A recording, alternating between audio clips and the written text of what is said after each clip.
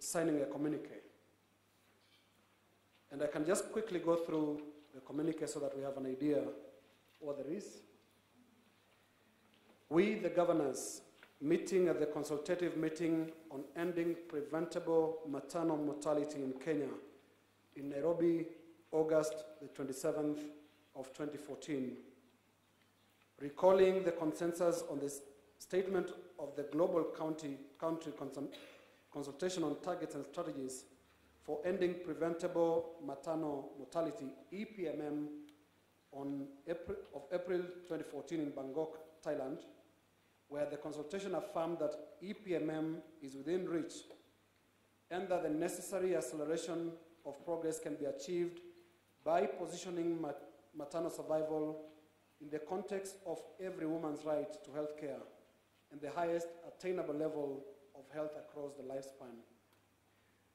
Further recalling the World Health Assembly resolution of May 2014 on the Global Newborn Action Plan, committing to end preventable newborn deaths and preventable stillbirths through investing in high-quality care before, during, and following birth. Acknowledging progress made globally with a 45% decline in maternal deaths between 1990 and 2013, but remaining cognizant that the sub-Saharan Africa region still accounts for 62% of these global deaths, are concerned, governors, that the maternal mortality ratio for Kenya of 488 maternal deaths per 100,000 live births has not shown any improvement over the last 2 decades. Recognizing the urgent need to intensify action by improving access to quality health care for women and newborns within the continuum of reproductive, maternal, newborn, and child health. Recognizing that maternal, newborn, and child health and the survival of mothers and their newborns are crucial elements of development. Have discussed recommended strategies that county governments need to undertake to accelerate the reduction of maternal and newborn deaths and share innovative and best practices being implemented in a number of counties.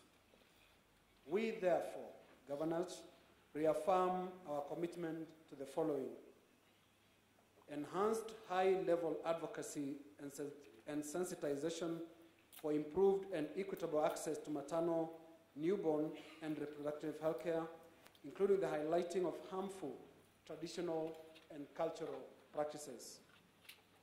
2, increased county-level investments in healthcare and the channeling of adequate human and financial resources towards maternal and newborn health. 3, application of a human rights framework to ensure that high-quality maternal and newborn health care is available, accessible, and acceptable to all those who need it. 4, improvement of the healthcare infrastructure to support the delivery of emergency obstetric and newborn care services. 5, strengthen data collection, analysis, documentation, and information use of evidence in tracking progress of program implementation. 6, application of a multi-sectoral approach for the improvement of infrastructure to support access to roads and transportation, clean water and sanitation, and appropriate nutrition. 7, strengthened public-private partnerships at all levels to leverage on available opportunities for addressing maternal and newborn morbidity and mortality. 8, investment in health and development of adolescents and youth, with particular focus on successful transition of the adolescent girl to secondary level education.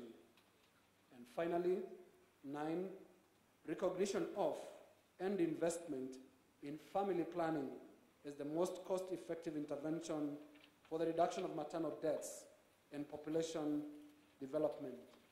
Signed this day, 27th August 2014, Nairobi, Kenya. Thank you very much, governors. The document is in front of you. Let's put our hands together as we welcome Sid to conduct this particular ceremony.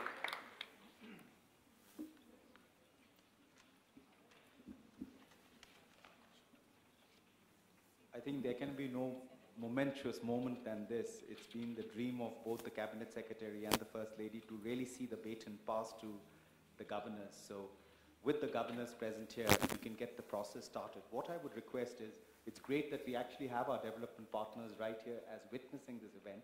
I would just call upon our UN partners to also come to the stage. And perhaps Honorary CS, if you could come up here because you're going to be a witness to this, and then we can invite, and Dr. Muraguri can invite one governor, one by one, to sign up and go down. So we actually have capture the sacredness of this event as well. So if I could just invite all my UN partners to come here.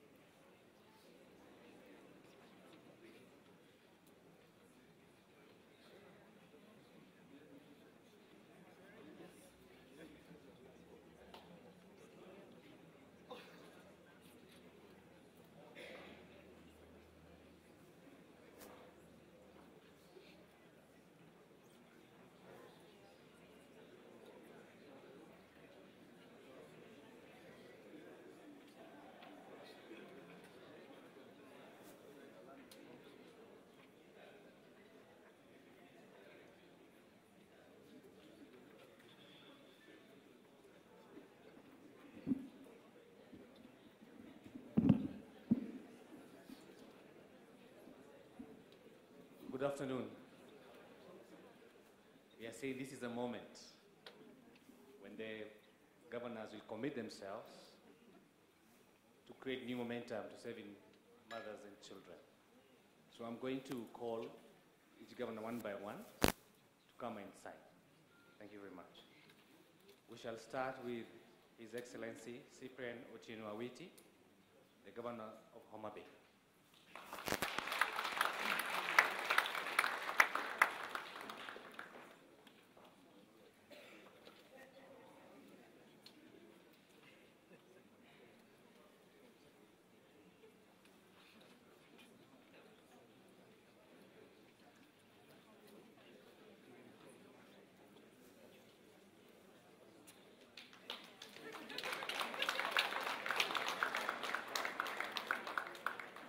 Congratulations. Next is His Excellency John Mtuta Murutu, Taita Taveta County Governor.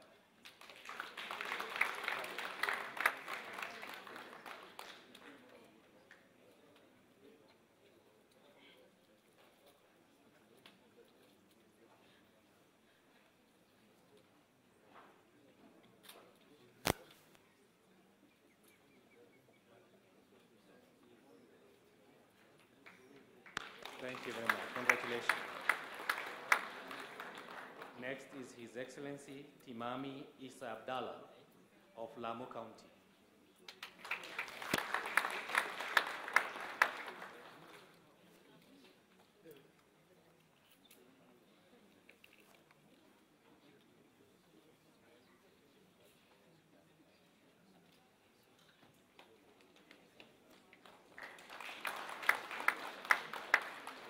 Congratulations. Next is His Excellency Zachary Obado from Migori County.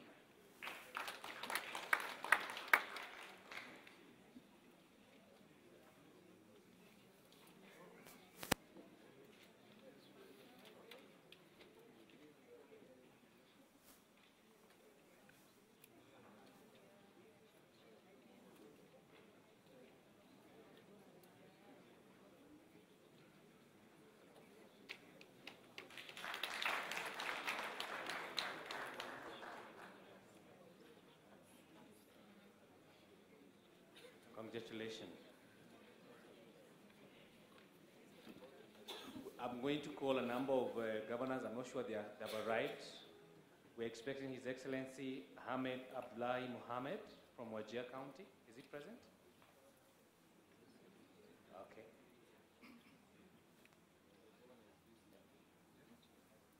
Very good. Thank you. The deputy is here. Okay. Thank you very much.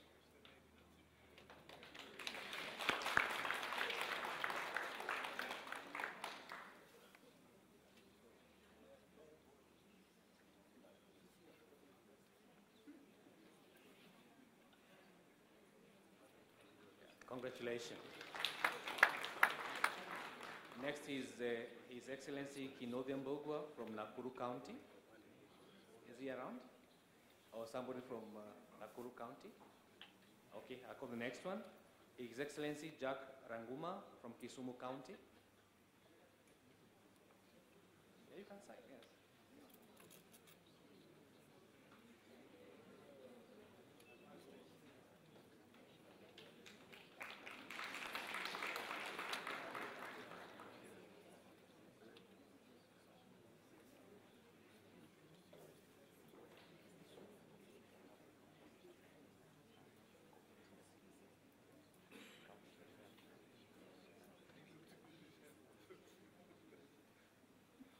I just want to make a commitment on behalf of my governor, because he will be given the document to sign as a governor later on, but on behalf of Kisumu County, we do make a commitment to this communique. Thank you.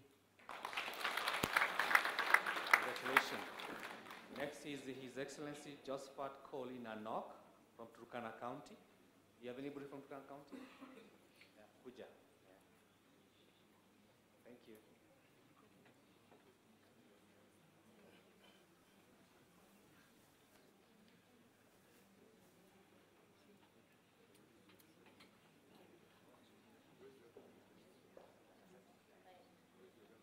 Okay, good afternoon.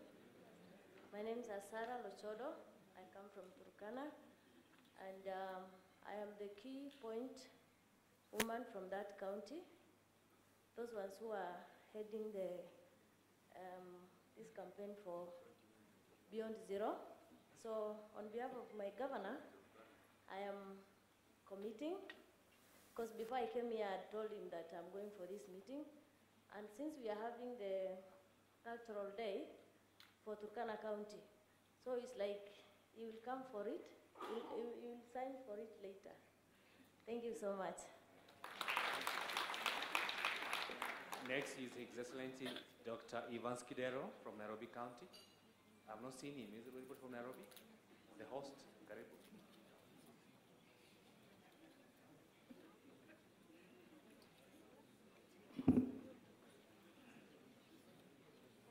Yeah.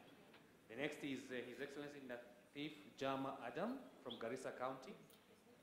I saw him in the morning, but I'm sure somebody will come to commit. Good afternoon. I'm Angela Njiro, the Reproductive Health Coordinator from Nairobi County. Our governor knows I'm here. He's committed, as we were told in the morning, somewhere else.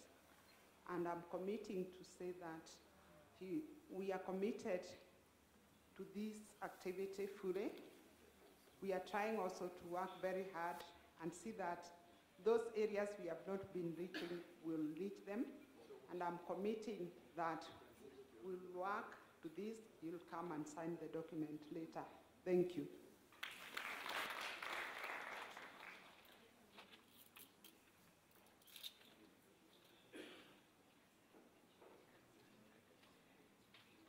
Good afternoon. My name is Safia Sheikh Omar. I am the Executive for Health for Garissa County. And our governor was around. I think he just rushed to go and pray. He had not prayed his lunchtime prayers. So I am 100% committing from Garissa County to have no mother die while giving birth to a life. So we are committed as Garissa County. Thank you. Thank you. Next is His Excellency His Excellency Godana Doyo from Isiolo County, to be followed by His Excellency Wycliffe Oparanya from Kakamega County. Are the two here? Or somebody from that county? Isiolo, and then Kakamega. Come.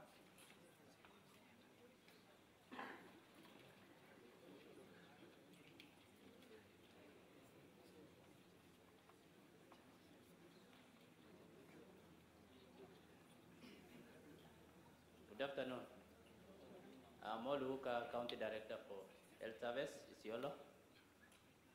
I'm here to pledge that we are going to commit, and I'm going to deliver the same message to my governor. And he is ready and is fully aware of the challenges within the county. And on behalf of my governor, I've pledged my commitment fully 100%, and he is going to deliver it with the support of our colleagues. Thank you. Congratulations. Somebody from Kakamega, to be followed by His Excellency Colonel Rasanga from Siaya County.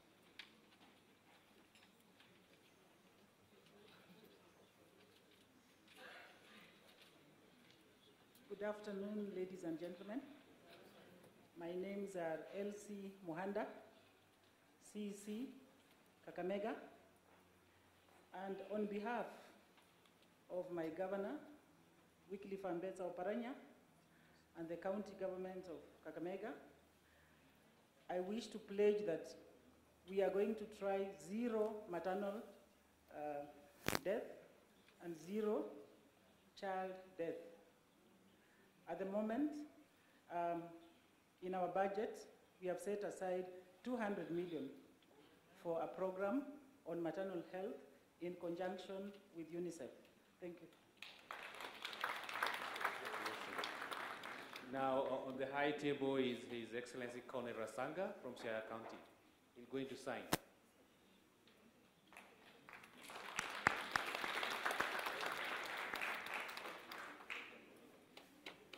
And lastly, we have His Excellency Ali Ibrahim Roba from Mandera County. Is the governor here, or somebody will come and confirm?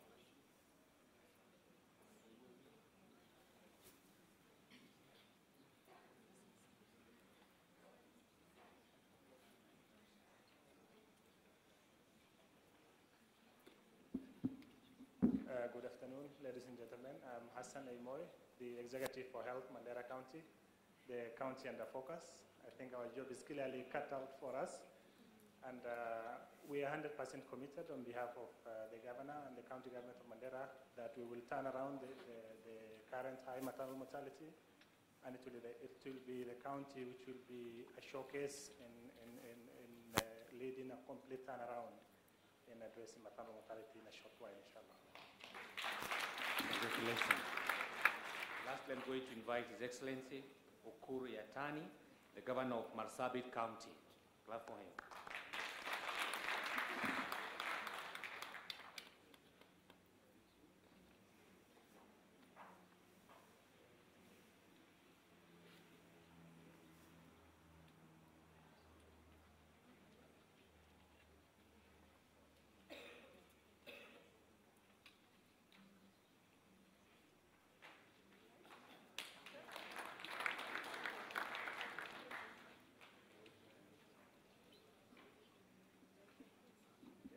Thank you very much. Just a reminder of what they are committing. They are committing, together with partners, to improve the health and well-being of women and children, reduce poverty, and advance sustainable development. Congratulations, all of you have signed. We shall have all that the governors sign after this ceremony. So lastly, we are going to, the key witness of this ceremony is the Honorable James Wanaina Macharia, our Cabinet Secretary from Secretary. And then we are going to have somebody from the UN, Bernardo Thomas Bekele was supposed to be here. She'll sign later. She'll sign later. Already signed. Mambo chap chap. Okay.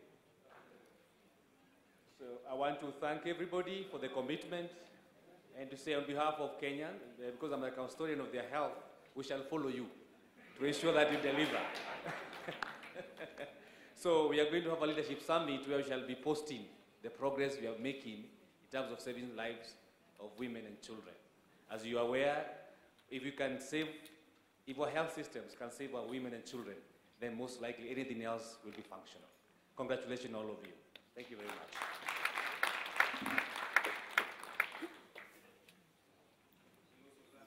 Partners, I know they'll be key allies in helping us deliver on the commitment we have made this afternoon.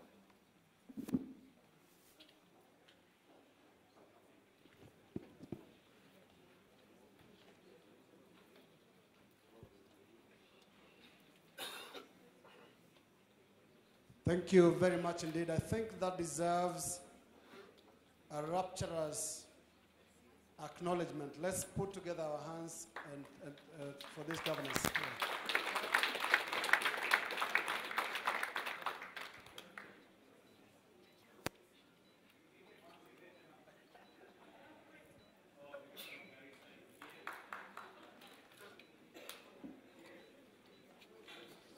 Yeah, very good. You're just on time. Just on time.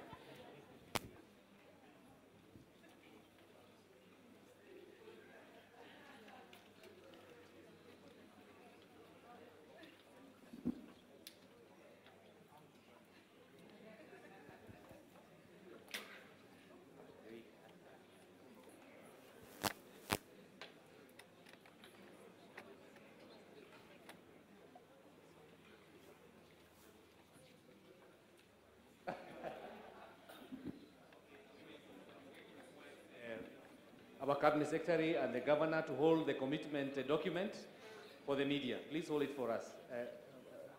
CS.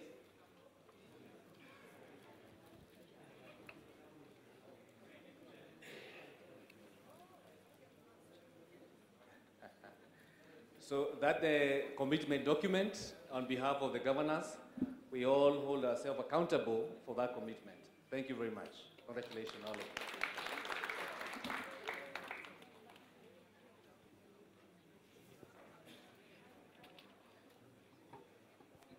Thank you very much. Let me just add, I know the DMS, Dr. Muraguri said that was for the media. Can I add that it is for the country?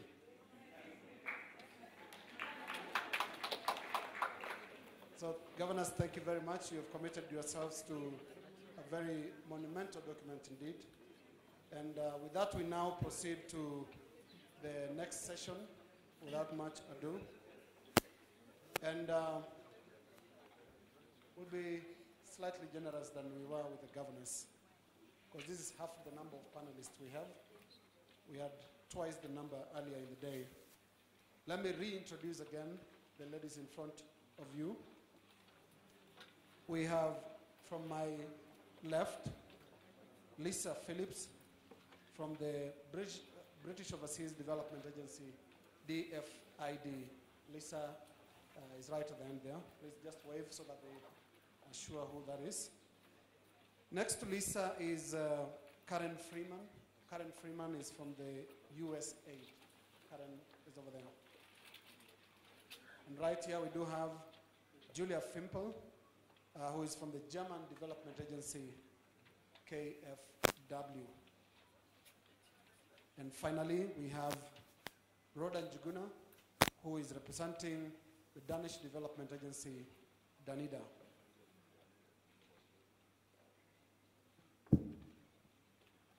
I'll change my position back to that seat and moderate this discussion.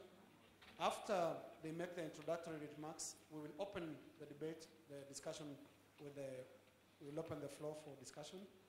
Please ask your question straight to one of these ladies, or indeed all of them. Just by show of hand, I'll come to you in the very same way we did it earlier in the day. Thank you very much, and welcome to this discussion.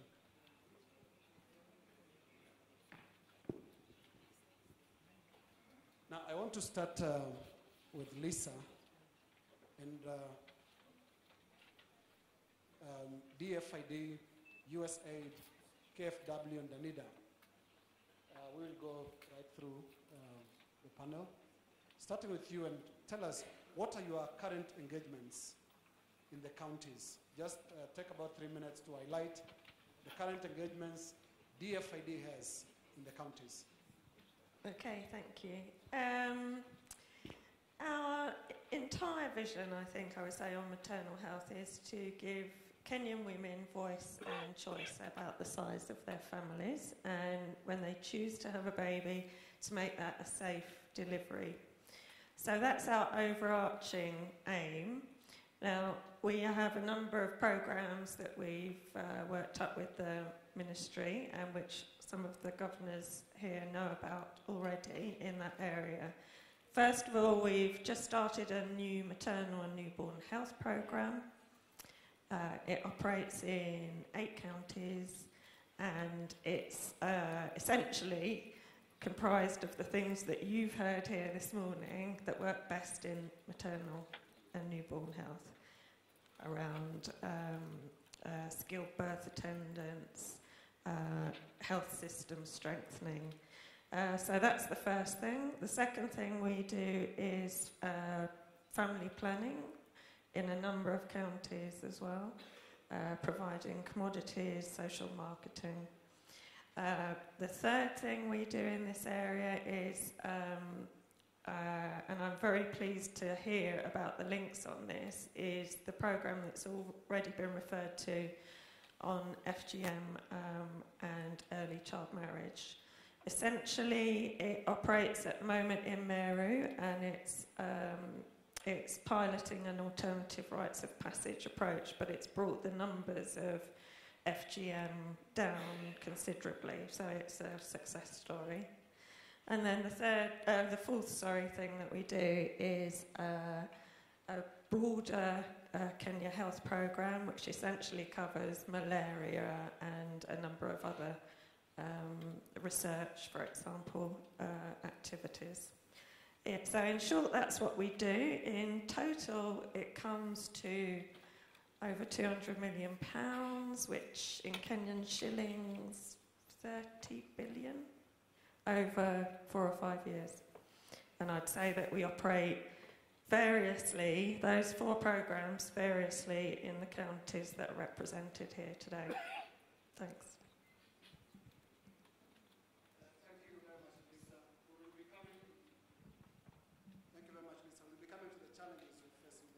Other opportunities there exist. But let's go now to Karen Freeman, USAID. What are the engagements out in the counties? Which counties? Share with us some of the details. Okay. First of all, I think it's really important for USAID. We value very much the relationship that we have at the county level. But we feel that it's absolutely key critical to make sure that there's still the interface between the national and the county. So our programs tend to bridge between the national level and the county level, with an eye to ensuring that that relationship remains strong, and that the intersection is there. At the county, at the county level, we've got a long history of working in all of the counties under programs that you know as the AFIA program, which is an integrated health program serving all of the counties of Kenya. But we're now moving towards a more focused program, and that will focus in 5 of the 15 top counties that were mentioned this morning and discussed this morning. Working in areas like skilled birth attendants and newborn services, quality, basic, and comprehensive emergency care, support to health system strengthening, and data collection to enhance planning and monitoring of services. We feel that it's very important that all of the counties have the information to plan forward and make good decisions going into the future. Right now, we're also, as well as maternal child health, we're also engaging the counties in the areas of family planning, HIV and AIDS, nutrition as well. Thank you, Karen. Let's go to my right now, and let me reintroduce again Julia of KFW, the German Development Agency. What are your engagements out there in the counties? Thanks. Maybe to start off with, I'm sitting here on behalf of the German Development Corporation, and this one has two agencies. The technical corporation is known as GIZ, and the financial corporation, that is the development bank, is known as KFW, but we work together. So I'll also present roughly what both of the agencies are doing in Kenya and in a number of counties here in the area of reproductive health. So the German Development Corporation has been supporting reproductive health in Kenya since more than 20 years, mainly through technical support at different levels, at the national level for policy, at the district level at those times, in terms of reproductive health, coordination of family planning commodities, training of health staff, and so on. And now that has moved to counties, and currently the technical corporation is supporting 3 counties with regard to management, accountability, monitoring and evaluation, and effective budgeting and planning. So this is one of the priorities where we think we can actually leverage with our technical support to the counties. On the financial corporation side, we have been supporting for a long time the supply of contraceptives to the whole country, to all of the counties. We have been supporting the work with the private sector so that private clinics run by nurses can also offer family planning and family services to the population. Many of them, if you look at informal settlements in Nairobi, you don't even have public facilities there, so private sector actually takes up a big role in providing access, physical access to services. Dr. Ramana has mentioned half of our facilities in the country are actually run by the private sector. So the idea is really how can the public sector come in to make use of this capacity, but also to regulate them with regard to better quality. Lastly, we have also a large voucher program for reproductive health running in 5 counties in Kenya at the moment. It serves poor mothers with access to family planning services and access to safe motherhood services. And so far, these mothers access a voucher and can access a public or private facility with which is accredited for quality of care. So they first of all are accredited by the Ministry of Health, and then they offer quality services to the target group.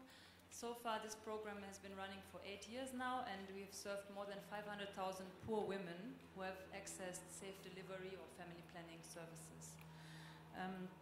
Basically, the idea behind it is to empower the women who have no access to financial means to go to a facility and pay for the service, so that she actually can still make use of the right to get a good quality treatment.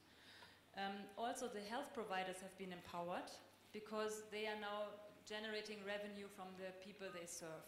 And this is a very, very strong component that we also recommend to you as governors to look at, because hospital autonomy will make them be much more motivated and much more diligent in terms of working for the outcomes that they produce. Yeah, I think this is it for now. Okay, thank you. Let's go to Danida. Just highlight to us, Rhoda, what exactly Danida, what engagements they have out there in the counties. Yeah, thank you very much. Yeah, we are in counties and in the entire country, in fact. And I'll start by giving a short introduction on what is the objective of the Danida program, and it is mainly meant to improve accessibility and equity accessible of health services in the country. Under the current program, which covers about 5 years, we have direct funding to facilities, which we started in 2007. We piloted in 2 counties. Then they were not counties, they were regions. We started in Coast and Northeastern. And this funding was or is limited to or focusing on dispensaries and health centers. And the main focus of this is to ensure that facilities are functional. Maternal child welfare will not happen if they are going to facilities that are not functional. And I want to emphasize that we have retained these services or these funds as operations and maintenance to ensure that there is inbuilt flexibility by the health providers who are receiving these funds, meaning that they are able to make decisions and to prioritize on how to use these funds depending on the actual need at the facility. For example, if a mother comes to a facility and the ambulance doesn't arrive on time at a health center and she has complications and she needs to be taken to hospital or to be referred to a higher level facility, the nurse will be able to make decisions to hire a vehicle and deliver this mother to the facility. So we emphasize on the O&M, that is operation and maintenance, to inbuild that flexibility within those funds that facilities, dispensaries, and health centers receive. In addition, they are meant to use those funds for all other operations and maintenance plus outreach to ensure that they can get mothers to the facility who may not be able to get to the facility. In addition, Danida does provide essential medicine and medical supplies through KEMSA, and this includes specifically maternal health commodities, so that we ensure that every facility has emergency or medicines that do save mothers. And there is one particular one that I have never been able to pronounce. Kibaru will help me with that. Oxytocin. Yes. We track that to ensure that every facility doesn't have stock out of that. Under direct funding, I must add that 2 weeks ago, Danida did launch those funds now going directly to all counties in Kenya. So every single county, we had the pressure of having the county, the cabinet secretary together with the Minister for Development from Denmark, who came and launched that, those funds. There were a number of excellency governors, including the governor from Garissa. And now those funds will be going directly to the counties, and the counties will be planning and managing those funds on behalf of their facilities. In addition, we are providing nomadic clinics. There are some places in this country that vehicles are very difficult to reach, and therefore we tested the nomadic clinics in Mandera, Wajir, Garissa, and in Jara, and we would like to roll this further to other counties, Kajiado, West Pokot, Baringo, and Turkana, to ensure that some of the places where the vehicles cannot get, these nomadic facilities will be able to reach communities.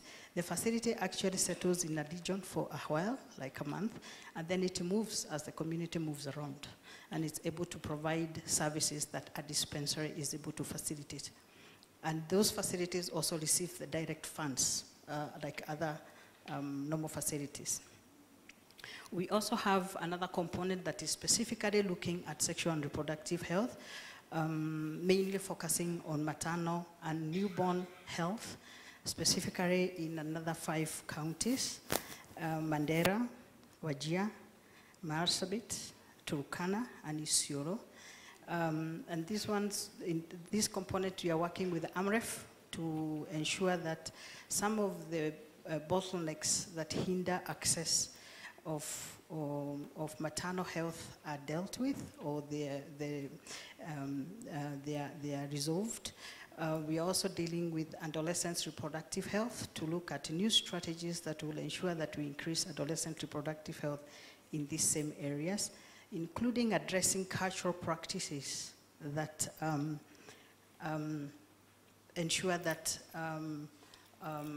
maternal health, all adolescent access to family planning are dealt with.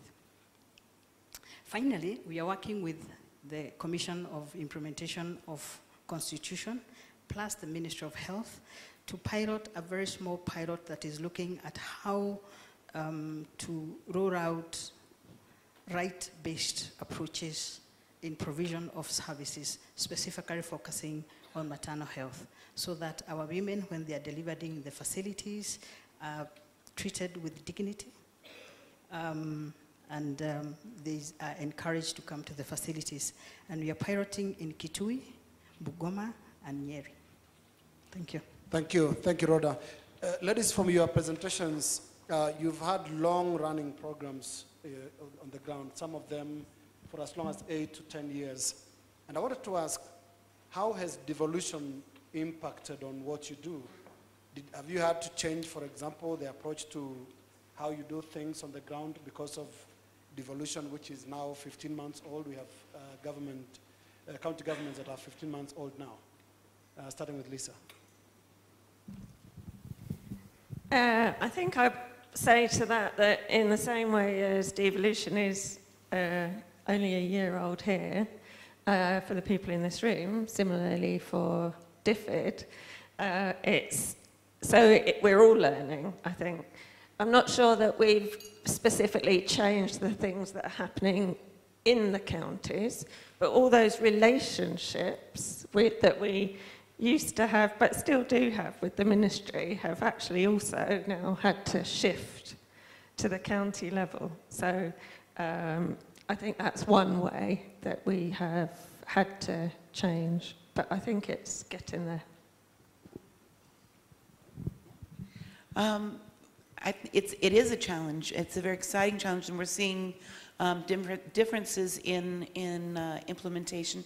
As I mentioned before, we've tried to maintain a balance between our continued communication and support at the national level and the local level, but we began almost as soon as the governors got into their offices in rolling out the program and making sure that all of the counties knew who our partners were working at the county level, and encouraging our partners to reach out to the counties, some even before the county executives were really in place, and so we've been following close all the way along, but it's basically a partner-to-partner link, and making sure that all of the counties know who the partners are, where they're working, what they're doing, and encouraging a relationship to be maintained at the county level. That way they know what the needs are, and then they can communicate that back to us in their work plans of this is what we need at this county level. So it's a very good, a very dynamic relationship that we have with the counties. Thank you. Same question to KFW. Have you had to change anything, Julia, in terms of your approach? So we did, what we did was when we already worked with the districts, we now are working with the county levels. So that has shifted up a little bit. In some areas where we had covered districts, we extended the geographic scope to cover the whole administrative unit of the county. In terms of management of the program, it is still at the national level, but the counties are taking a much stronger role since they are on board with regard to oversight, quality assurance of the program, and these kinds of things. So to answer your question, we have not changed anything very radically in the programs, but they are phasing out. And as we look at the new programs, we are actually taking this whole devolution context into account. For example, the new health financing program, which is supposed to start next year, we will actually go into a competitive selection of counties. The funds are limited. We only can cover up to 6 counties, but counties can actually hand in proposals, and then the ones that are most promising with regard to good policy making, with regard to good county governance, with regard to also the need, how are the poverty rates, how are the reproductive health indicators, and so on. Then we will, together with the national level, sit and select the counties that will benefit from this program. So I'm very much looking forward to this, but this is actually a first sign of empowering the counties to be proactive with regard to acquiring funds and with visioning of what they want to achieve, and then getting donor support for that. Thank you very much. As we listen to Rhoda, let's prepare to now engage the panelists, and I also encourage the governors. We earlier spoke about this afternoon session coming up so that you're able to really directly engage some of our development partners. Rhoda, Danida. Yeah, Danida works with government systems. We don't have projects, and we don't have Danida specific systems in implementation of the program. And so what needed to change was basically administrative, nothing technical, where the funds, instead of, for example, for the funds that were going to the facilities, which are now under the responsibility of the counties, we had to shift the money from going through the ministry to the counties. That's, in my view, the only thing that had to change. Of course, we had to sit with the Ministry of Health and discuss this. We had to sit with the counties, and they also understand the responsibilities that are coming to them. So in essence, it was just the administrative bit. But technically, the program has not changed. The objectives are the same, and the outputs expected are the same. Thank you. Let's go to the floor now. It's open, and yeah, we go for our first hand up right at the back there. Please tell us your name and ask one question and who you're directing it to. Thank you. Yeah, the microphone is coming your way shortly.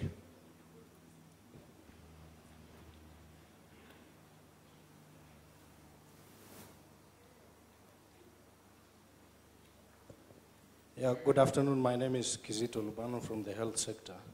I have three related issues. Number one is, I think has been touched on, the challenges moving from having been dealing with one government now to 48, that is the national plus the 47. And especially the challenges of coordinating, for example, the visiting MCS and so on.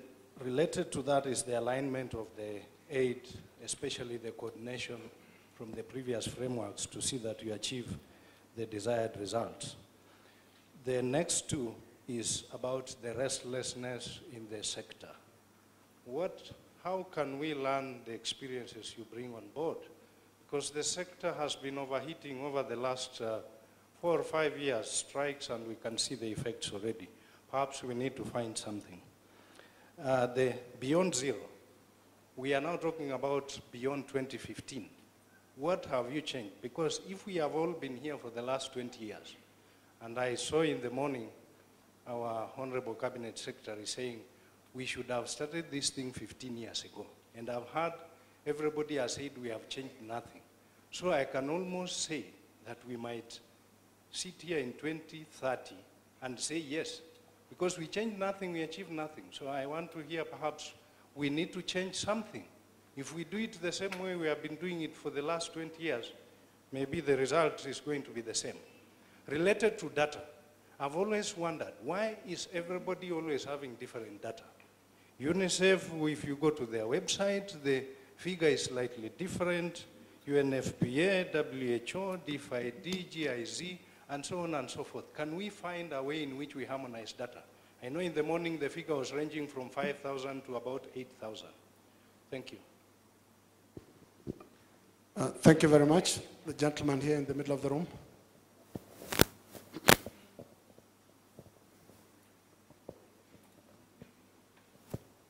Good afternoon. My name is Elias Zulu. I work at the African Institute for Development Policy.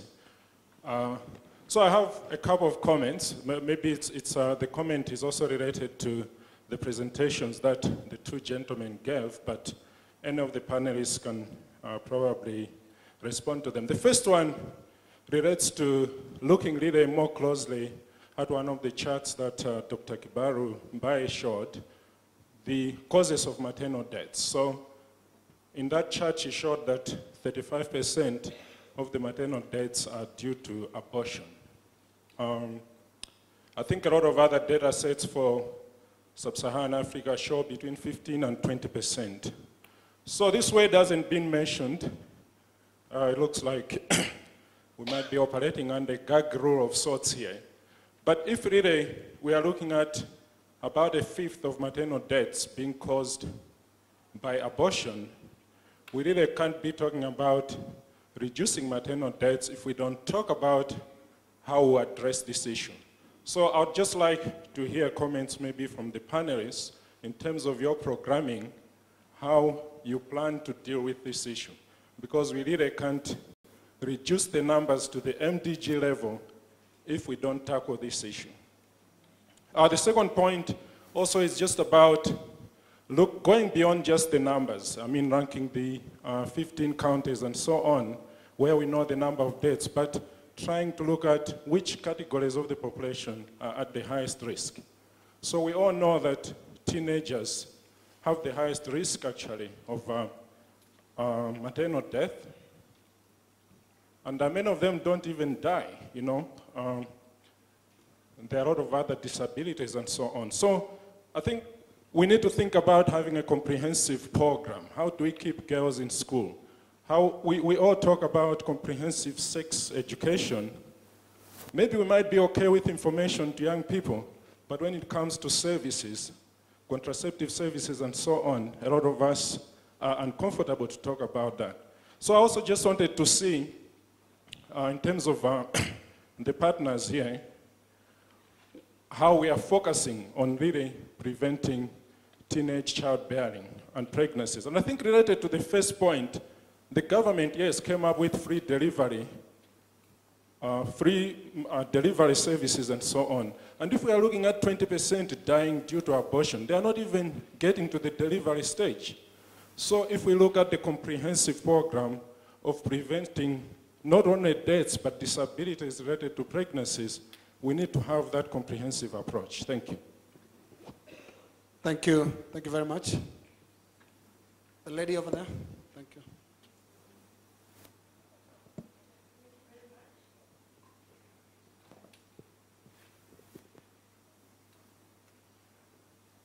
Okay, thank you. My name is Maureen Murenga from the Network of People Living with HIV. My question is to the panelists. This is just a general question. How much investment is going towards research? Because we have seen data around some researches that were done indicating that injectable hormonal contraception may raise the risk of HIV infection for women.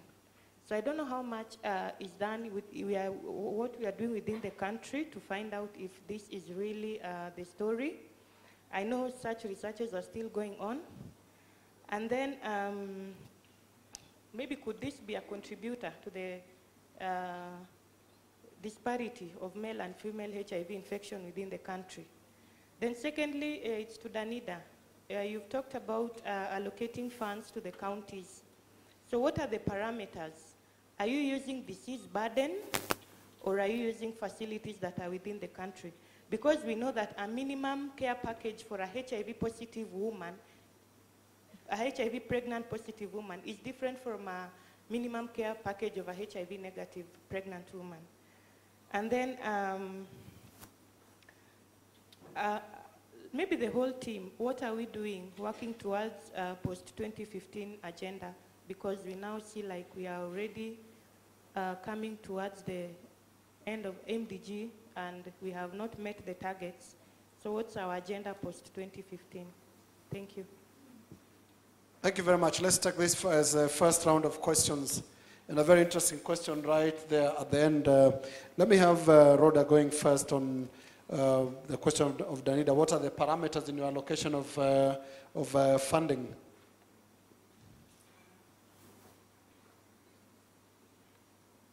Thank you very much. Very good question. Before we started the direct funding to facilities, there was actually a study done to cost how much a facility spends to provide the basic healthcare. Actually, it was done by GTZ. And we were looking at what are the operation costs required to provide basic healthcare. So we are not taking, let's say, for example, if it is the case of maternal health or the case of child immunization, we were looking at the facility per se in terms of operations and maintenance costs.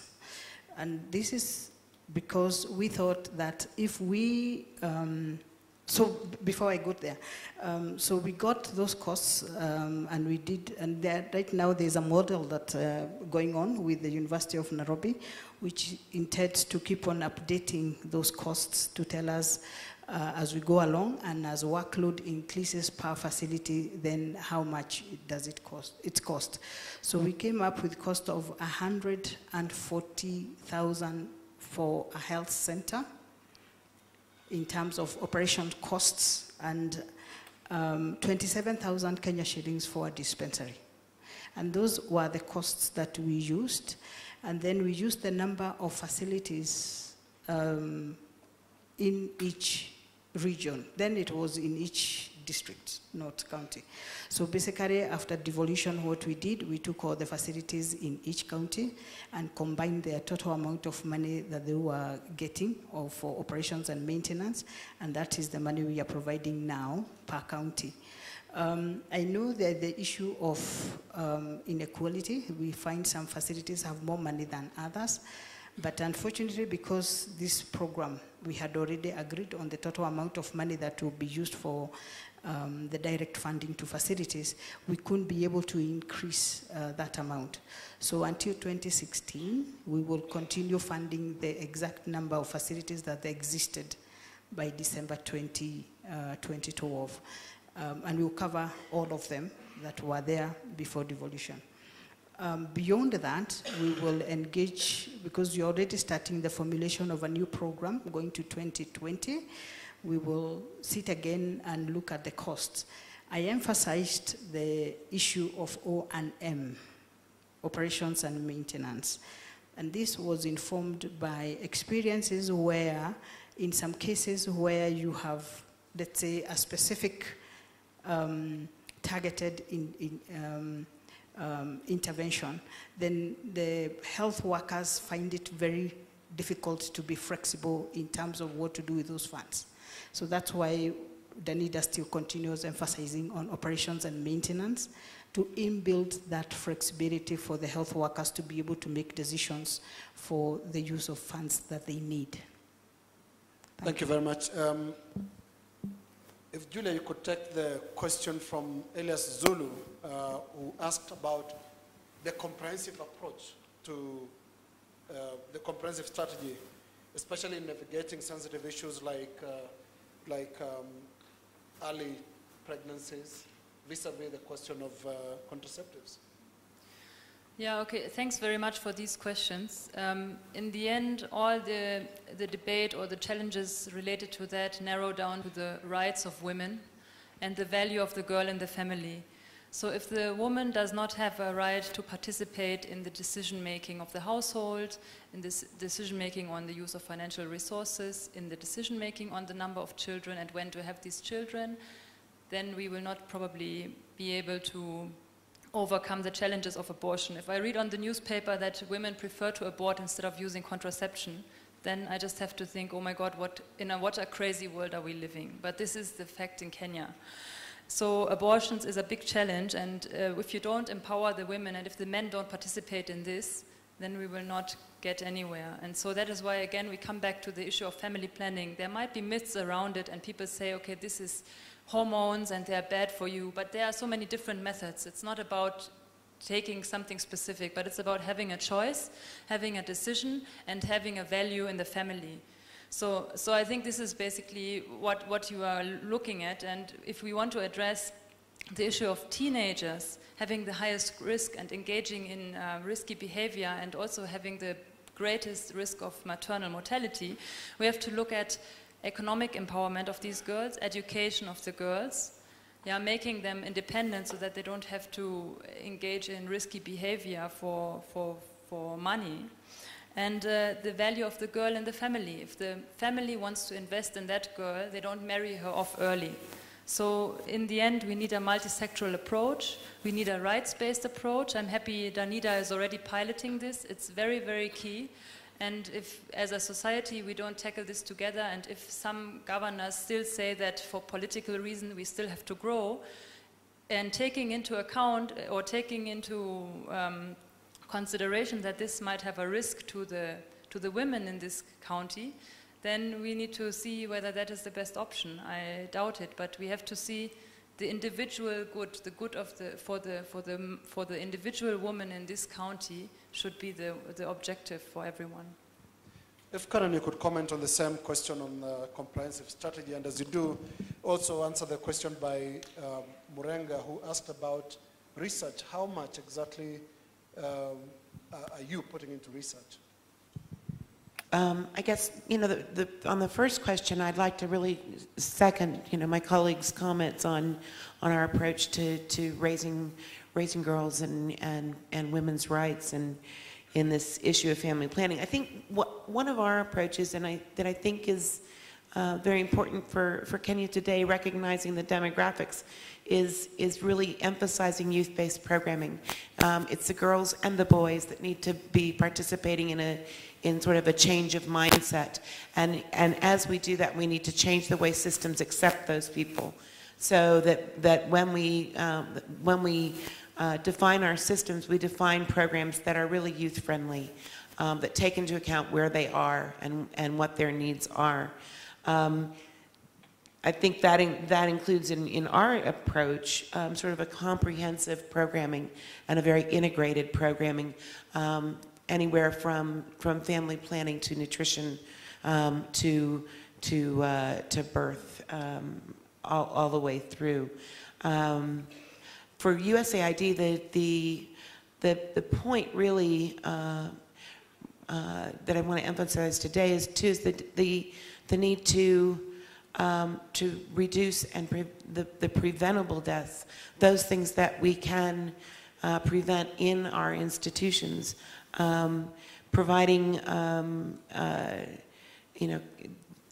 greater skill to community health workers, supervising them better, making sure they're equipped, and really getting at a lot of the direct and indirect causes of preventable maternal and child deaths. On the research side, a lot of what we are doing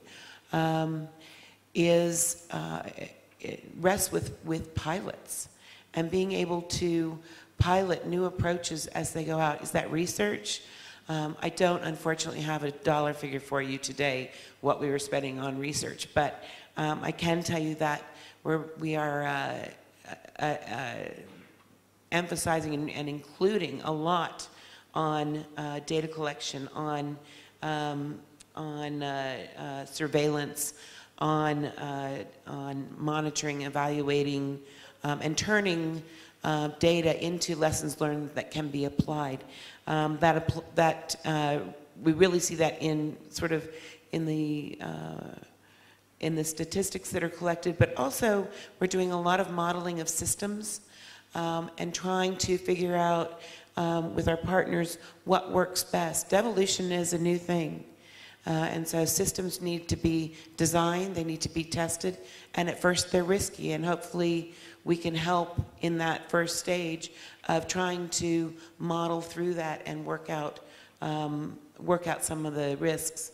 At a higher level, let me also say that we're supporting research in TB and HIV/AIDS and in malaria, much of which we do in conjunction with our sister organizations, the Center for Disease Control, and have a very large facility here in Kenya that's been here for a long, long time, starting with malaria and now working on HIV/AIDS field trials, et cetera. And then finally, just a last shout out for some folks back in our central area. We just instituted a new program called the DIV, which is linking researchers to trial. And these are centrally funded grants to researchers so that they can then do the trials on their research. Thank you, Karen. I want us at this point to hear from the governors present. We would like to hear their side of things, but as we prepare to do that, let me bring in Lisa. On the first question that was asked by the gentleman at the back of the room there, the challenges of engaging 48 governments, pretty much related to our first question, which is how much has changed, but the question still did come up on whether there are challenges in dealing with 48 governments compared to previous times when you had to deal with only one government. But of course, there was the question of the data. Why is the data from the counties so different? I think the same gentleman asked that question. Lisa. I think the quick answer on one government versus 47 counties is that Yeah, we have to make choices, actually. Our office in Upper Hill only has the same number of people in it as it had before, and we don't have enough people to engage with all counties. But then what you would obviously expect us to do is choose those counties which have the most need. That's best value for money, and that's the process that we've been through. So for each programme, be it health, be it other areas, we will look at the indicators, see who else is working, other donors, what the ministry contribution is in those counties, and then focus down. I mean, the bottom line is money is limited. So we have to, in order to deliver value for money for Kenyans and for the British taxpayer, we have to make choices. Is it a unique arrangement, or this is something that you've seen and a case you've dealt with in other countries? The devolved system, you're saying it's quite challenging, but I'm sure you've worked with other countries that have a system like this. I haven't specifically, but I definitely have people in my office that have, so there's experience there. Thank you very much. Let's hear from the governors, and the governor of Tharaka Nithi is here. Please go ahead. Thank you. You may have realized that I was the only governor who never signed the communique. So I don't know why I was picked and I'm the one who was left. Now, first I want to thank the presenters who presented earlier about the issue of the death by distance. In Tharaka Nithi, we call it death by distance because people die not because the facilities are not there, but the facilities are very far apart. Dr. Kibaro, you talked about how a mother goes, and the distances are quite vast in our place. Sometimes they are carried by bicycle, other times a cart, other times. And I hope our development partners will help us address that. I also want to say that I think this communique should have been signed by all the 47 counties. Because this is like telling us the others are beyond zero. If we have to fight, if we have to go beyond zero, we require to go beyond zero, not to reach that level, the satisfaction level, which I think we are now. I want to just say that for the development partners, and I'm talking now from the Tharaka Nithi point of view, we are not feeling you. We want to feel you, we want to touch you, and we want to know you. Most of the issues I've had ever since I came to office. Kuna seminar in a specific hotel, watu wameenda hotel kama hii, tunalala, tunakula vizuri, and that's it. The next day you are here, there's another seminar. We have even actually overcapacitated our people.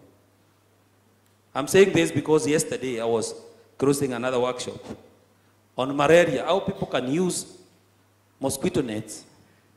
At this hour, we are talking of mosquitoes, mosquito nets. People, watu wametoka pale, sorry to use the language. But I'm saying, if we have to address maternal mortality, if we have to address these issues, we should now leave the boardrooms and do things which are visible. If you come to the Tharaka Nithi and address the issue of ambulance, and address that distance, where a mother can actually lease the facility on time, it will save more lives. If you come there and address the issue of training those mothers or those traditional birth attendants, it will save us more. But if you only call those people who are actually employed by the Ministry of Health to workshops, I'm telling you, even by 2050, we will still be talking of beyond zero. So my suggestion as a governor for that area is, first of all, we require to do a needs assessment. We identify the gaps as per the counties. Because we should not generalize and say, since this problem is in Kisumu, it is happening in the entire country. Let's carry out a survey in each and every county and know what are our gaps. We may be having a problem of malaria, yes, But maybe that is not the reason why mothers are dying. We may be having a problem over theater, which if people can come and assist us. Because I know, even referring the patients very far, sometimes actually increases this problem. So I don't want to talk much because I need to sign the communique. But in absence, I have already agreed to go by the rules of the game and say that we'll partner with everybody to see to it that we achieve this minimum goal number 4. But let's also tie the minimum goal number 4 with number 5 with number 4, so that the children can also be kept. They can also be healthy. We have healthy babies who will go to schools. Thank you so much. Thank you very much, Governor. Spending too much time in the boardrooms and capacity building. I will let the panelists respond shortly, but let me first call upon the Clinton Foundation. Mr. Macharia, somewhere. That's right, I see you there.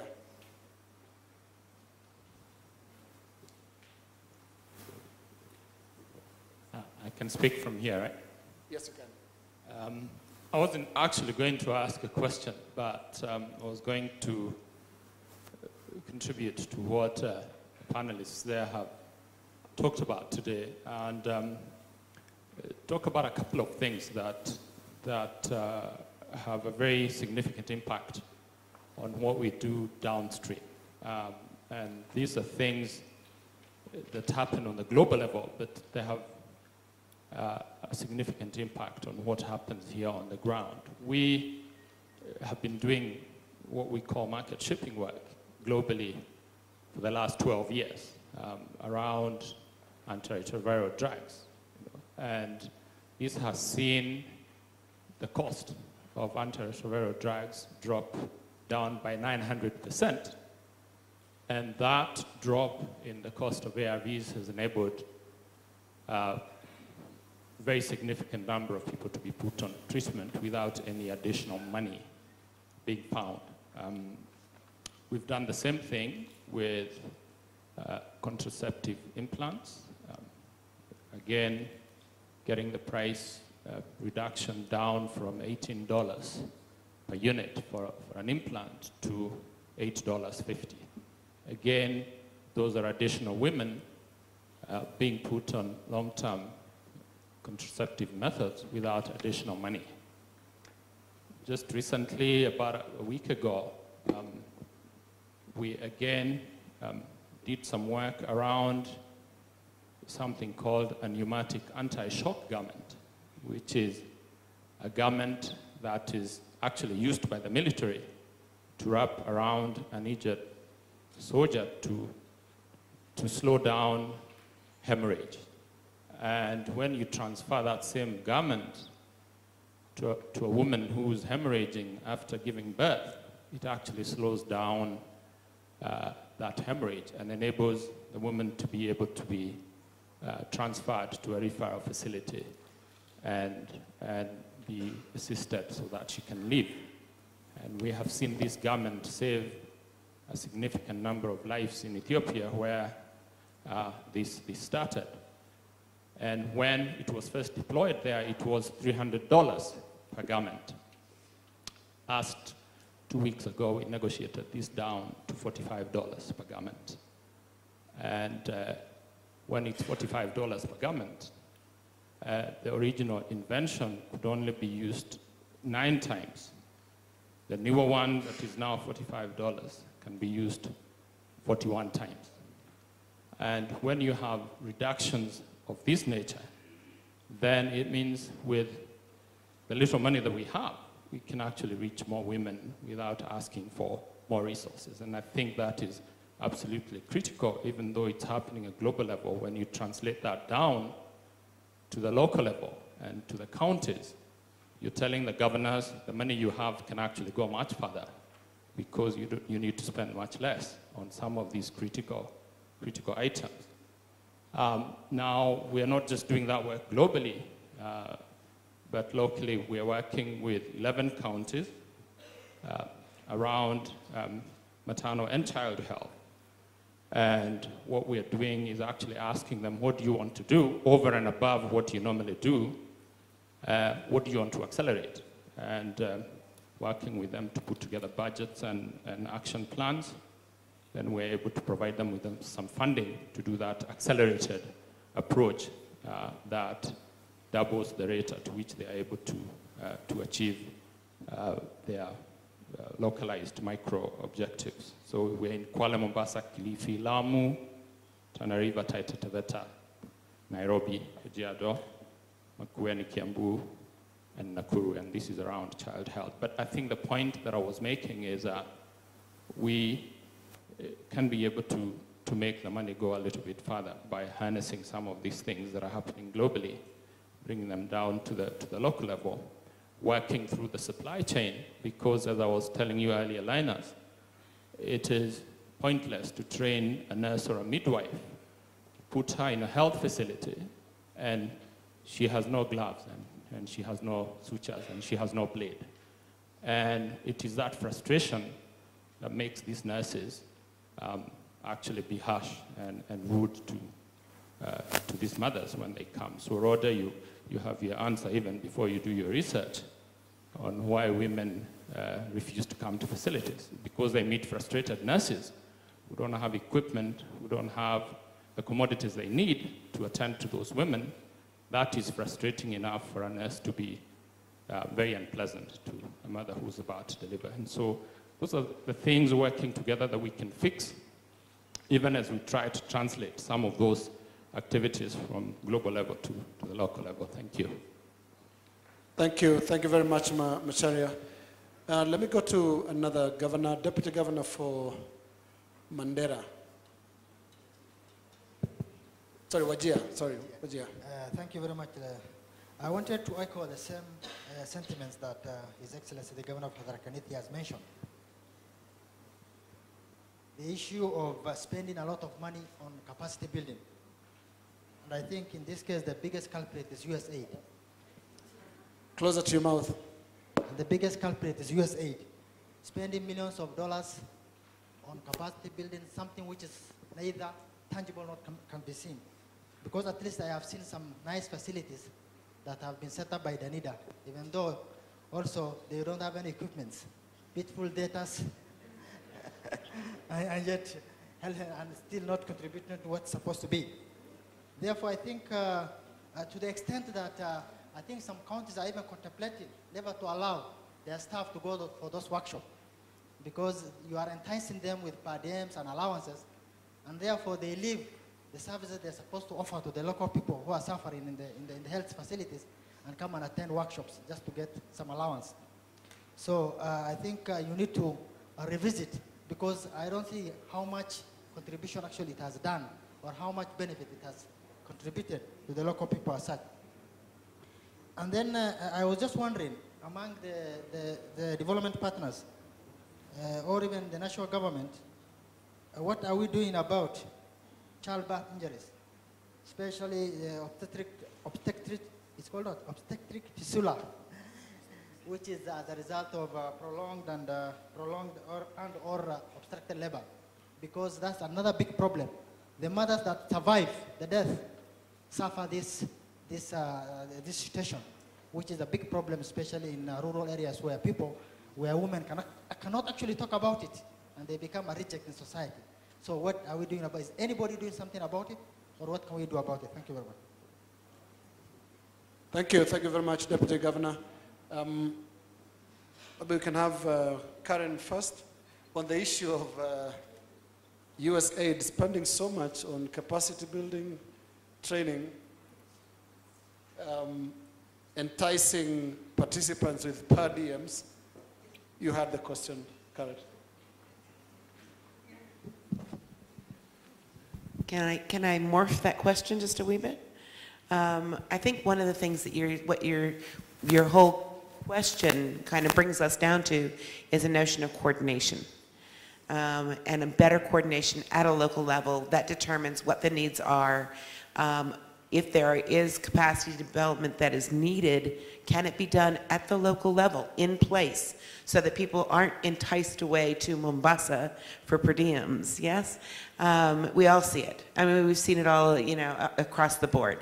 And a lot of that would be I think, greatly lessened, and you would feel the much more targeted impact of interventions by increasing the coordination at the local level of programs. That is, if Dunedin's going to build the hospital, maybe there is a program with USAID that might equip the hospital.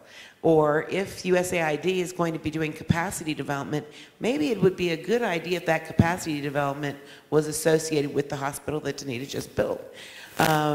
So I guess one of my stalking horse on this one is that as donors and development partners, we would highly recommend that you all of the counties take a much more direct role in the coordination of these programs at the local level, whether that be on a development level or on a sectoral level, and coordinate with the partners that are there on the ground, bringing them, not meeting with them individually, but meeting with them all together, so that you make the link between USAID's workshop and Dunedin's hospital.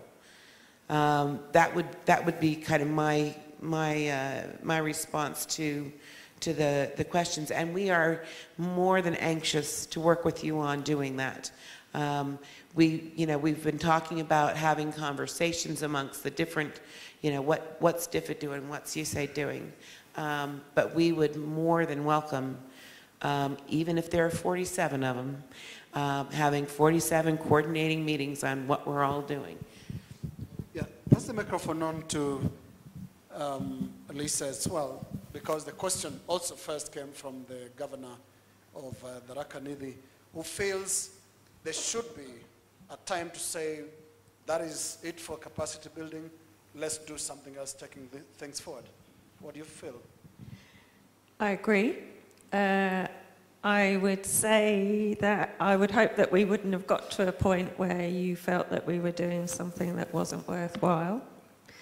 I think whatever we do is always discussed up front.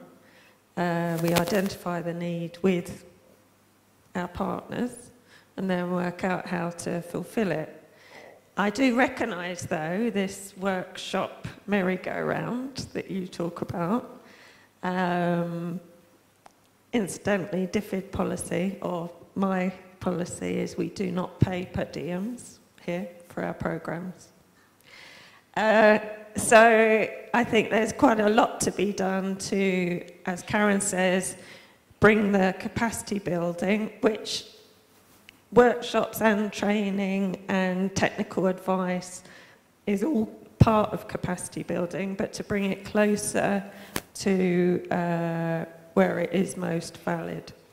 And very happy to talk to you about doing that. Thank you, Lisa. Let me go to Rhoda first, and on the issue of raised by the Deputy Governor of Wajir here. Beautiful buildings without facilities, no equipment. I'm a bit surprised. Because every facility we actually constructed in Northeastern was equipped, but I will look into that. I will call you after this and find out what went on. May I just talk a bit on the fistula?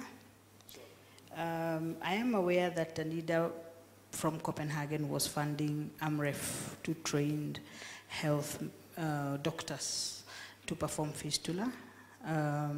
Maybe what I need to do is to go and check again whether the program has ended. But I'm aware that at some point it was doing very well, and I think a lot of doctors actually were trained on that.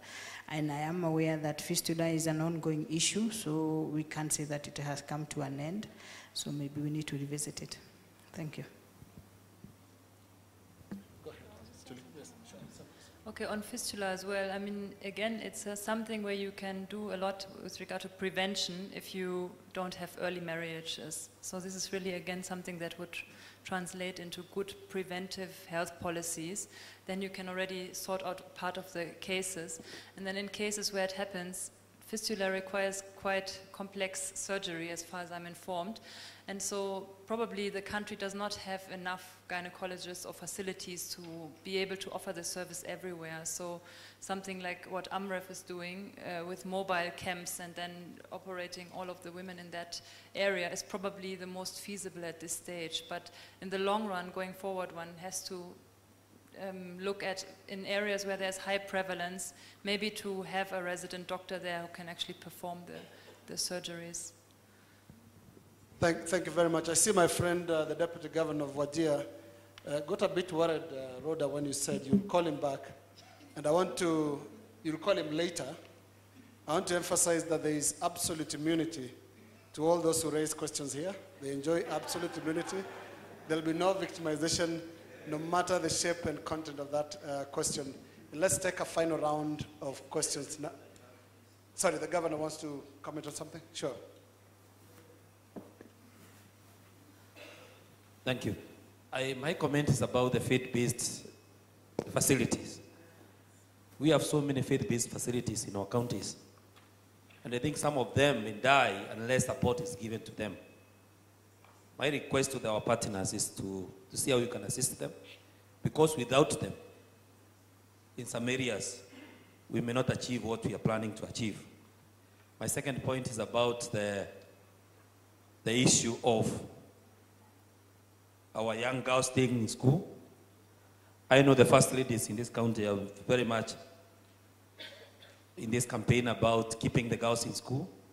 And I think they also require the support of the development partners on sanitary towers, on making sure that the mothers are not taking their children for circumcision, that's FGMs. Because as men, you realize the panel which was here in the morning was composed about 100% were men. And I think if you can capacity, I don't know whether it's capacity or capacity build, which you are very well doing, the first ladies, either in form of advocacy or whatever means, so that they can be able to address these issues when governors are doing dealing with other issues. But I think the issue of our mission hospitals requires a lot of support. We may not be able to support them as a county alone. We require partners so that at least they can help us save our people. Thank you. Thank you very much. Karen, would you like to comment on the mission hospitals?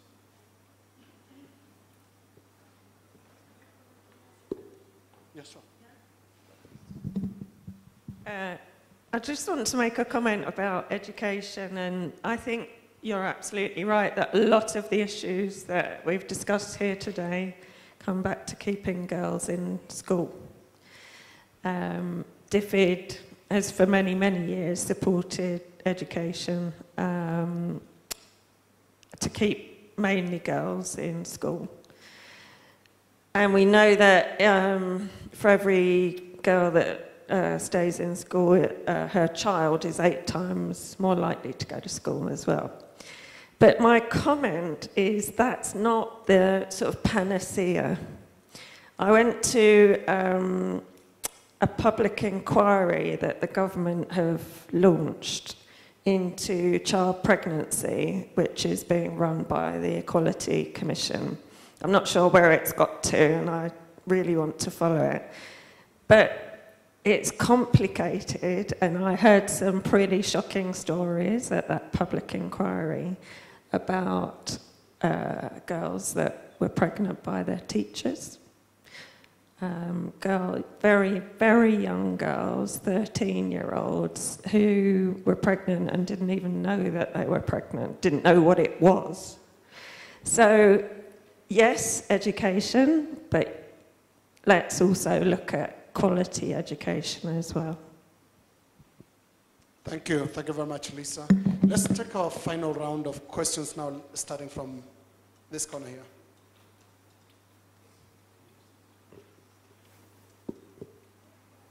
Thank you, Linus. I was trying to catch your eye since morning, so finally I'm successful. I'm Isaac Malonza from Japaigo.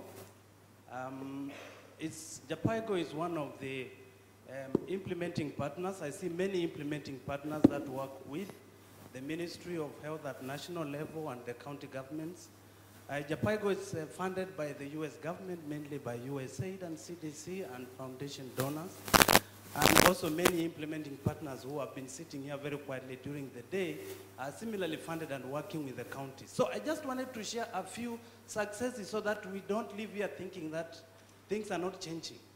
From where I sit and when I go to the programs that we are working in, and Japaigo is active in 24 counties, I'm seeing major changes.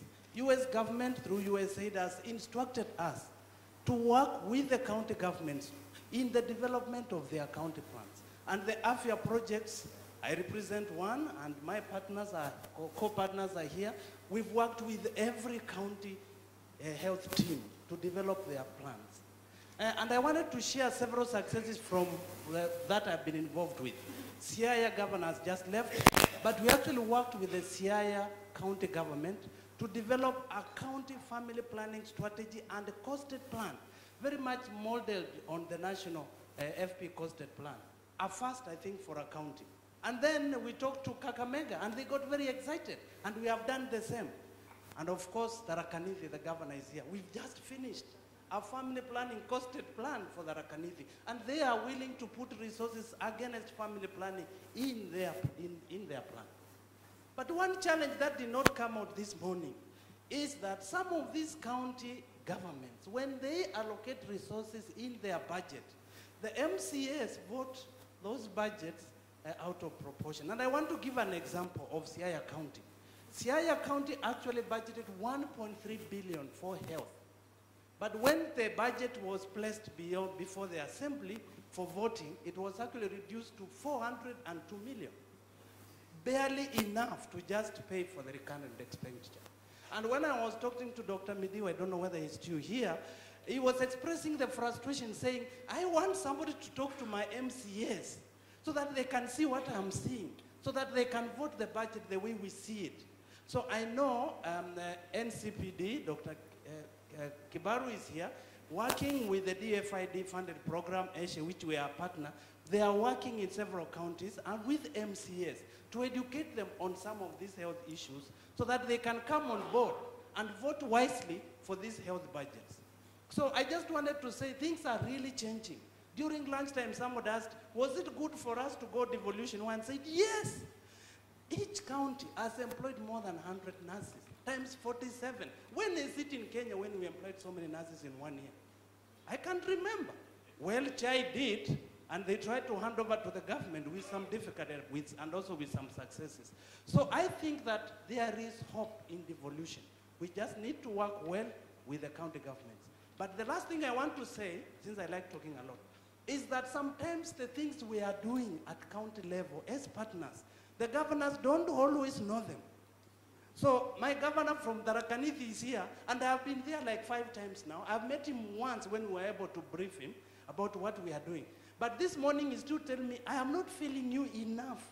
And he told you so, okay? But his county health team is overfilling us because we are with them every day. I have 10 staff funded by US government through USAID who are actually sitting in Marimanti working with the county government of Tharaka. So I just wanted to say on behalf of implementing partners, we are on the ground working with the county governments. We need to hype our game in communicating what we are doing with governors and deputy governors so that they can also know and communicate and share that message.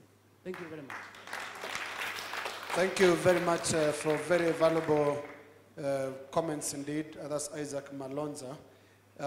Let's hear from the private sector, and I want to call Amrit, who has been trying to catch my eye as well the entire day. Where is Amrit? Yeah, here you are. Please go ahead.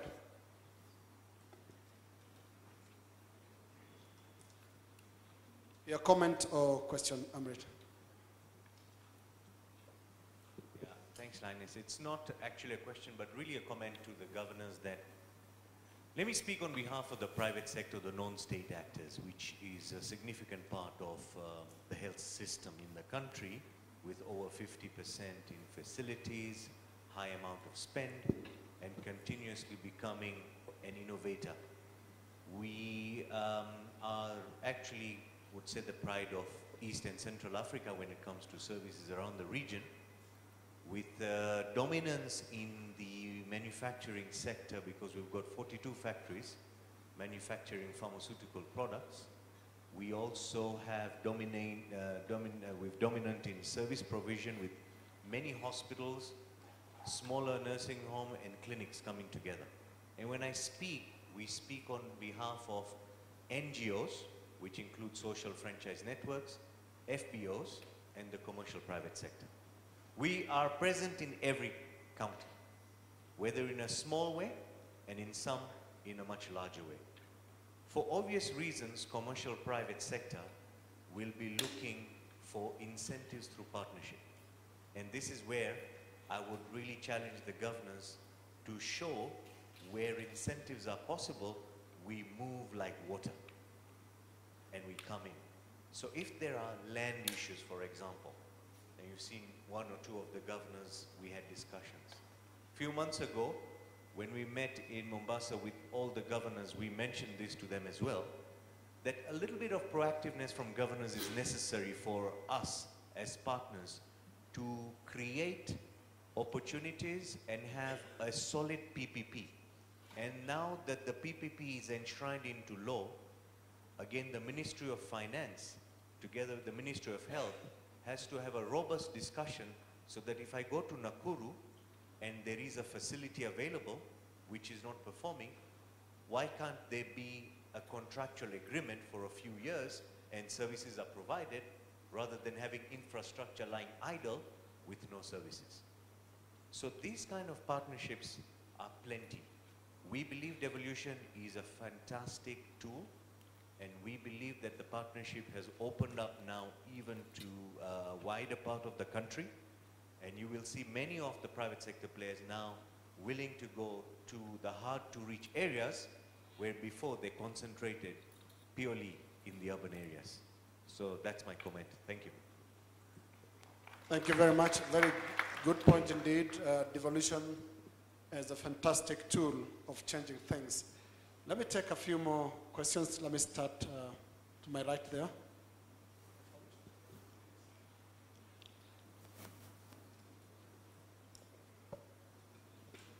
Thank you. I'm Duncan Harvey from Save the Children.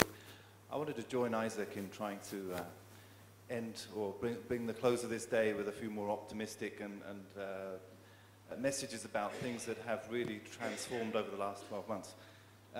Almost exactly 12 months ago, I wrote a letter to Save the Children's donors for our health work in Wajir and Mandera. So I wrote to Marcel here, I wrote to Lisa, to the EU and to ECHO, and I said, you're giving Save the Children funds to help to build the capacity of health workers in those two counties, but we are extremely concerned that there is just a huge crisis of health workers within those two counties, and that actually there's very little capacity for us to build. We were more likely filling gaps, stepping in where health workers weren't available. We were seconding staff into the Ministry of Health, and we provided a whole long list of dispensaries that had ghost workers, dispensaries that have been closed for years, and presented a very distressing situation of a health system that really wasn't working at all. Just 12 months later, and I think we've heard this morning, the Mandera County has recruited around 240, 250 health workers. Wajir has recruited 170, and I think we've heard across the northeast the changes that has brought about. It has completely transformed the situation. I was in Takaba just last month, where last year, in the sub-county of Takaba, had 18 health workers. 8 of those were paid for and seconded to the sub-county by Save the Children. So effectively, only 10 of them were working with the Ministry of Health. Now there are 59. There are 59 health workers just in that sub-county. The sub-county hospital in Takaba, if you had visited it last year, just had a handful of staff. Now it has 38 staff, it has 3 medical doctors, it has a whole range of facilities and services that it can provide to the people. So again, I just wanted to reinforce the fact that, and maybe speak up a bit in favour of recurrent expenditures, which we're getting a bit of a bashing this morning. You know, recurrent expenditures, when they come in the form of new health workers working in new dispensaries and really helping to expand services are a good thing. Our staff in Wajir and Mandera would frequently get called in the early hours of the morning to be asked if we could use our vehicles to provide the emergency referral services in those two counties because they weren't available. Again, more recurrent expenditures from those two counties. I think both of them, I think if you can correct me if I'm wrong, but I think in Mandera there are now 6 ambulances that are hired from the Red Cross. For each of the sub-counties, we're seeing 7, I think, in Wajir County. These are all recurrent expenditures, but they are huge investments, really bringing about massive changes in the health systems of those two counties. So I wanted to just emphasize that I think there's been a huge step forward in the last 12 months. The medical officer in Takaba Hospital said this is like day and night. This is like night and day. The transformation that we have seen in 12 months has really been very, very impressive. I think the real challenge now for those two counties is how to train those new staff, how to retain those staff as well in the rural settings that they are now working in, and how can we really build their capacity to provide quality maternity and newborn health services. Thanks. Thank you very much. Very strong statement indeed. The difference is like that of day and night. Let's go to the lady in green there. Please, your name, comment or question. Good afternoon. Catherine Omenda. I'm representing the country director for World Vision Kenya. And just like my colleagues from SAVE and JPIGO have said, I want to encourage us, first by saying that the partnership that I've seen around these tables today is what is going to make us achieve the Millennium Development Goal number 5. We work in 33 counties. And in all those 33 counties where we have been able to get commitment from the governors and they have supported the issues that we're working with, we have seen progress. And I'll give you just one example. In West Pokot County, FGM is a problem, maternal mortality was a problem, child education was a big problem, and in one of the projects that we did, we managed to get the governor to come and support the whole process and the government people as well, the chiefs. FGM is now actually being managed.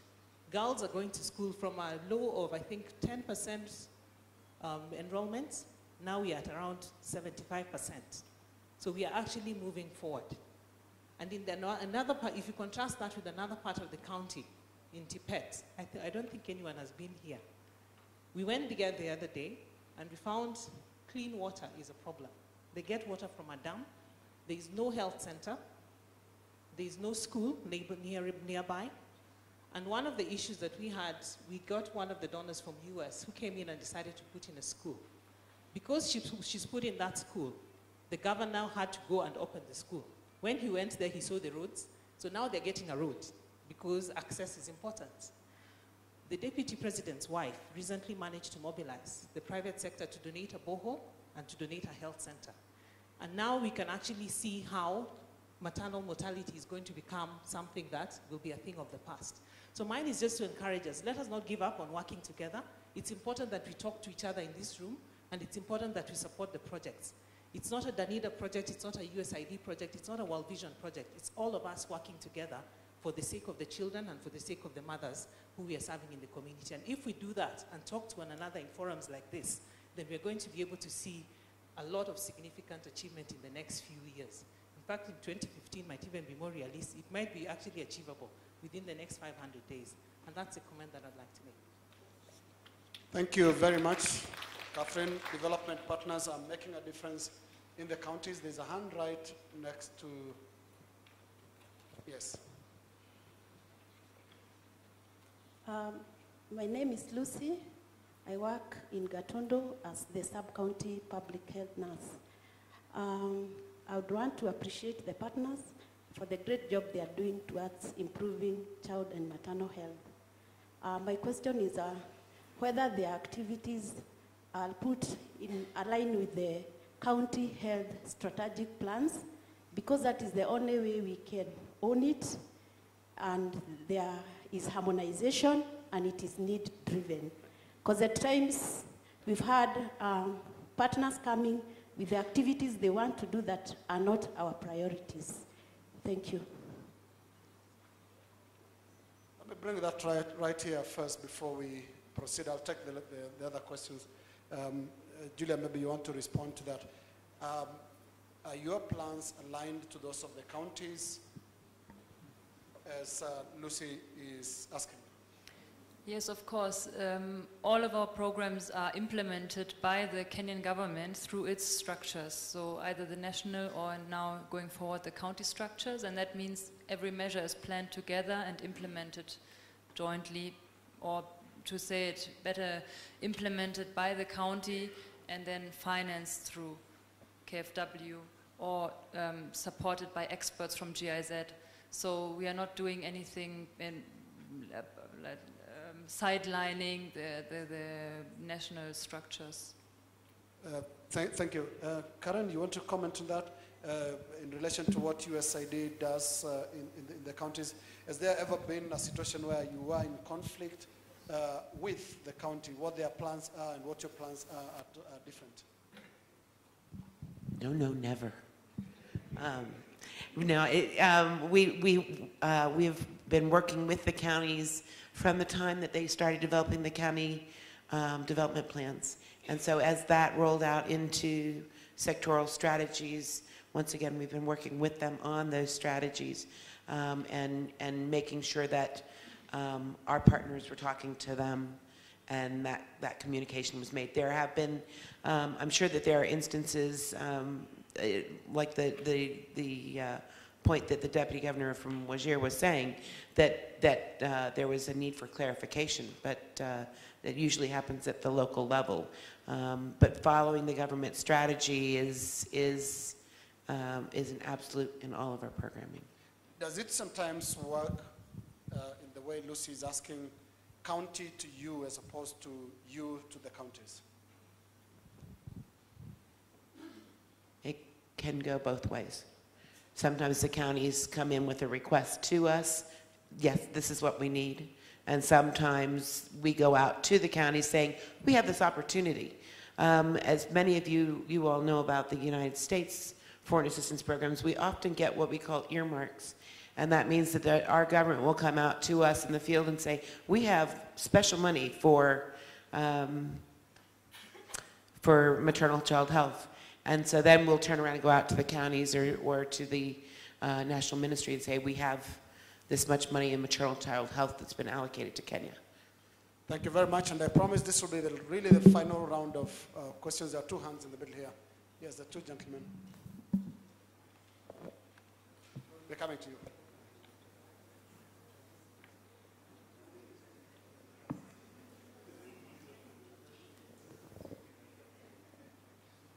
Okay, thank you. My name is Samuel Mwenda. I work for the Christian Health Association of Kenya. I want to begin by appreciating the comments that were made by the governor from Tharaka Nithi, appealing for support for FBOs, and just indicate that the faith-based have been involved in health services and health service development for many, many years and continue to have a lot of commitment in both service delivery at various levels, either to very special members of our society with special needs or the general services, including also training of health workers through a huge number of medical training colleges.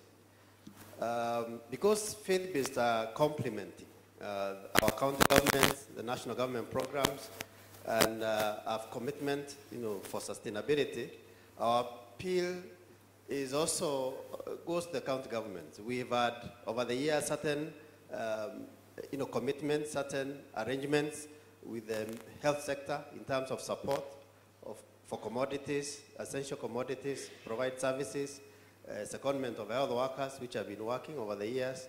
And we've seen mixed approaches now. Some counties are withdrawing most of the health workers from faith-based health facilities, which is very negatively affecting them. There are others which have been very proactive in offering us some seconded staff. So our appeal is that the support that has been there over the years, the commitments, because in fact at the community level, at the county level, you're more clear about what services the faith-based are providing and their commitment. Please give us feedback, but also help us with support. We've had challenges, many challenges of sustainability, but there's a lot of commitment for continuing to engage. There are areas that we are faith-based investing, continue to invest a lot even right now to expand services that are being provided where opportunities are available. And we are very willing to engage even in the various structures within the county and sub-county levels. Thank you. Thank you very much. Ibrahim? Thank you, Linus, at long last. May I begin by commending the development partners, and I could not agree more that family planning has a big role in preventing maternal death. And I want to speak from experience. I've been working as a consultant with UNFPA in developing a document to be used by Muslim religious leaders on this issue. Because if you listen to what the development partners were saying, the efforts have mostly gone into making sure we have facilities. Then they've gone into making sure that we have the providers in place. But for me, there is a gap. Experience working with UNFPA, and maybe shortly I'll be working with the Save the Children. I was just interviewed yesterday and they told me they'll give me the job to do that in Nigeria. Is that they have identified a very important gap. Number one, I do not agree with the sentiment passed that we should always look for the best practices. I am a student of a doctor from Nigeria who does not believe in best practices always. Look for what works in that region. What works in Siaya might not work in Wajir. So I would like to commend here UNFPA because they realized in places where the population is predominantly Muslims, you have a facility, you have providers, but nobody goes to those facilities because we have misconceptions that have to be addressed. So what are we doing about educating the people? And not only the target communities, we need also to sensitize the providers. For example, for a Muslim Somali lady, she will not go and listen to a male service provider talking about family planning. She'll just run away. So we need to be sensitive to that.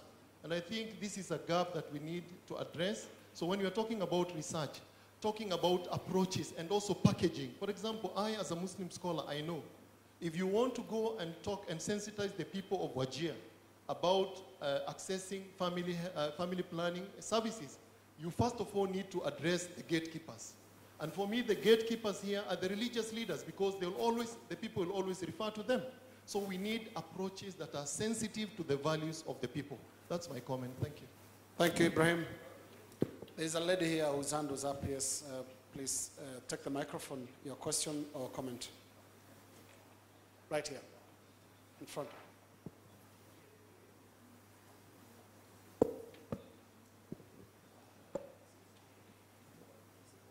Thank you. My name is Dr. Elizabeth Ogaja, the County Minister for Health, Kisumu County. I want to really appreciate the support that we've gotten so far from the various partners. And just to share that, having been in office for a year, when we first came into office, it was extremely chaotic because we all descended on Afia House, to the CS, Mr. Macharia's office, all trying to get our issues addressed. And then we realized, but there's a number of the things that we're dealing with are common. So we formed our Council of County Health Ministers, and I think I'll give an example of what the work we've just done with Danida on the HSSF. So having met, with the partners through that council, we were now able to individually address our concerns, but in a forum that seemed to work. And of course, this was aligned to the Council of Governors. So I think that one of the things that we're trying to do as a Council of County Health Ministers is also to engage with the partners. I think we had one meeting with the DPHK a month or so ago, and that was quite an eye-opener. But I think one of the challenges that we are facing in counties like Kisumu is, like we called the partners for